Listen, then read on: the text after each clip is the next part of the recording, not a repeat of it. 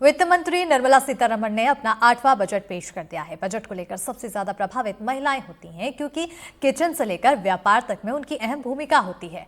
Budget को लेकर महिलाएं क्या सोचती हैं, इसको लेकर ग्वालियर में एनडीटीवी संवाददाता देव श्रीमाली ने उनसे बातचीत की है।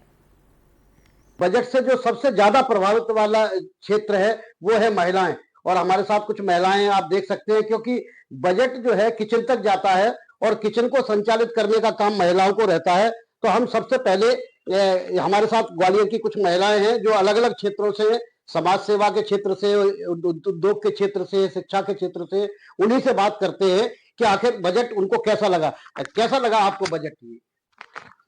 बजट जो भारत सरकार है उसको विकास की दृष्टि से बहुत अच्छा लगा मुझे, लेकिन अपनी खुद की दृष्टि से मैं संतुष्ट नहीं हूँ, क्योंकि महिलाओं के लिए ये बहुत अच्छा बजट नहीं है, क्योंकि किचन से संबंधित कुछ नहीं है।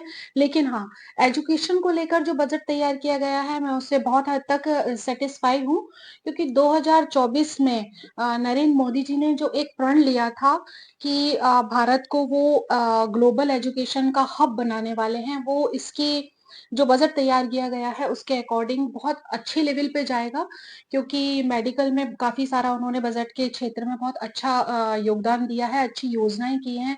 पटना में आईआईटी हॉस्टल सुविधाएँ दी हैं, और जो सरकारी स्कूल हैं, सरकारी स्वास्थ्य केंद्र हैं, उसके अंदर भी उन लोगों ने जो ब्रांडेड कनेक्टिविटी की है, और बहुत सारे लोन जो युवा पीढ़ी को वो दे रहे हैं, उससे भी बहुत ज़्यादा फ़र्क पड़ेगा। 15 लाख की कमाई की जो नौकरी-पेशा है, उनको छूट दी जा रही है, और आर्टिफ़िशियल इंटेलिजेंसी के भी जो केंद्र खोले जाने हैं, उससे भी युवा पीढ़ी को बहुत सारा फ़ायदा बिल्कुल, होने वाला युवाओं है। को फायदा होने वाला है बजट में, भले ही किचन को उतना फायदा ना मिला हो। आपको क्या लगता है, कैसा बजट है और क्या इसमें अच्छी बातें हैं, क्या खराब बातें हैं? बिल्कुल। मुझे लगता है कि बजट युवा पीढ़ी के लिए तो वाक़ई बहुत अच्छा बजट आया है, क्योंकि सबसे ज़रूरी होता है युवा पीढ़ी को रोज़गार मिलना, और न सिर्फ़ नौकरी में, बल्कि एंटरप्रेन्योरशिप के लिए भी इस बजट में बहुत कुछ ख़ास है। चाहे वो आईआईटी हो, एनआईटी हो, मेडिकल हो, या फिर उनका खुद का बिज़नेस उन्हें सेटअप करना हो, तो वाक़ई बजट बहुत अच्छा है। विकास के रास्ते को और मजबूती देने वाला बजट है। तो मैं इस बजट से खुश हूँ। तो हम कुछ और लोगों से बात करते हैं। क्या आपको क्या लगता है, क्या है बजट? मैं इस चीज़ से तो सहमत हूँ कि लेडियों के लिए कोई सुविधा नहीं मिली है, कोई मतलब किचन से रिलेटेड कुछ भी नहीं मिला है। लेकिन जैसे महिलाओं के लिए 2 करोड़ तक का लोन पास करने की वो हुई है, वो सब बहुत बढ़िया है। लेकिन बस थोड़ा-सा ये लग रहा है कि जो नीचे दर्जे से स्टार्ट करती हैं, जो लघु उद्योग स्टार्ट करती हैं लेडीज़, उनके लिए कोई सुविधा नहीं है। या तो मतलब उनके लिए है ना लोन पास कराए जाएँ, ऐसे छोटे-छोटे लोन जिसमें है ना लेडी अपना खुद का बिज़नेस चालू कर सकें, और उनके लिए है ना उनको मार्केटिंग के लिए भी थोड़ा-सा सरकार सहयोग करे तो बहुत अच्छा रहेगा। बाकी सब बढ़िया है। बिल्कुल, देखिए तो महिलाएं बजट से खुश हैं, क्योंकि उनके बच्चों का भविष्य सुरक्षित हो रहा है, उससे एजुकेशन पर पैसे खर्च किए जा रहे हैं, एंटरप्रेन्योरशिप के लिए पैसे खर्च किए जाने का प्रावधान है। हालांकि कुछ उनको लगता है कि किचन के लिए कुछ और करते, महंगाई में छूट देते तो कुछ फायदा मिलता। सीनियर सिटीजन्स की भी अपनी एक प्रॉब्लम है, क्योंकि महिलाओं को पहले 50% आरक्षण रेल में मिलता था, उसकी उन्हें उम्मीद थी, लेकिन वो नहीं मिल पा रहा है। कुल मिलाकर महिलाओं का मानना यह है कि बजट से देश, महिला और समाज आगे बढ़ेगा। ग्वालियर से देव श्रीमाली, एनडीटीवी। तो वहीं पूर्व मंत्री और बीजेपी विधायक संजय सतेंद्र पाठक ने प्रतिक्रिया दी है। उन्होंने बजट को आधुनिक भारत निर्माण का बजट बताया है। गृह मंत्री निर्मला सीतारमण ने बजट पेश किया है। हर वर्ग के लोगों ने अपनी प्रतिक्रिया दी है। हमारे साथ कटनी से विजयरावगढ़ विधायक संजय सतेंद्र पाठक, जो पूर्व मंत्री भी हैं, वो हैं। उनसे हम चर्चा करेंगे कि बजट पर वो क्या देखते हैं। देखिए, का जो बजट है ये बहुत ही अद्भुत बजट आया है। जब बजट देखा मैंने, और उसमें जब आया कि आज से बजट में 12 लाख तक की छूट दे दी गई कि 12 लाख तक की अब इनकम पे कोई टैक्स नहीं लगेगा, तो मेरी उम्मीद से भी आगे बढ़कर आदरणीय मोदी जी ने लोगों को दिया। ये अपने आप में बहुत बड़ी बात है कि मैं यही सोच रहा था बैठ के। दूसरी तरफ जो किसानों का क्रेडिट कार्ड है उसको 3 लाख की जगह 5 लाख कर दिया।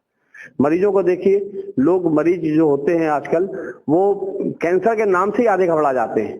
कैंसर की बीमारी की दवाइयों में टैक्स खत्म किया है, उसके इलाज में जो छूट दे दी है, और उसके अस्पतालों को जो छूट दी है, तो ये अपने आप में एक कैंसर जैसी बीमारी से लड़ने के लिए बहुत ही बड़ा कदम है। अगर हम देखते हैं तो ये जो बजट है ये किसानों के हित का बजट है, ये औद्योगिकरण के हित का बजट है, क्योंकि उद्योग आएंगे तो लोगों को रोजगार मिलेगा, स्वरोजगार मिलेगा, भारत की इकोनॉमी बढ़ेगी।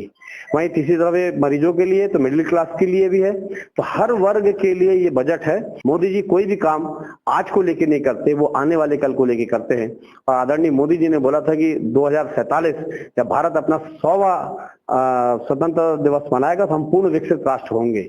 ये उन्होंने उसको दृष्टिगत रखते हुए ये बजट की आज जो आधारशिला रखी है, ये बजट इसमें मील का पत्थर साबित होगा।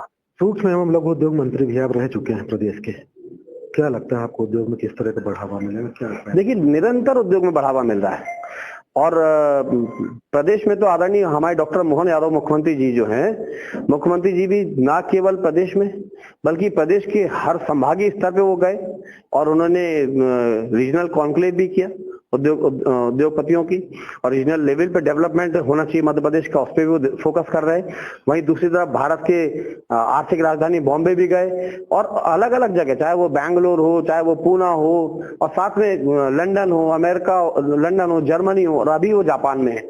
तो मध्य प्रदेश को एक औद्योगिक राज्य बनाने के लिए आदरणीय डॉक्टर मोहन यादव जी भी बहुत सार्थक पहल कर रहे हैं और रात दिन अटूट मेहनत कर रहे हैं।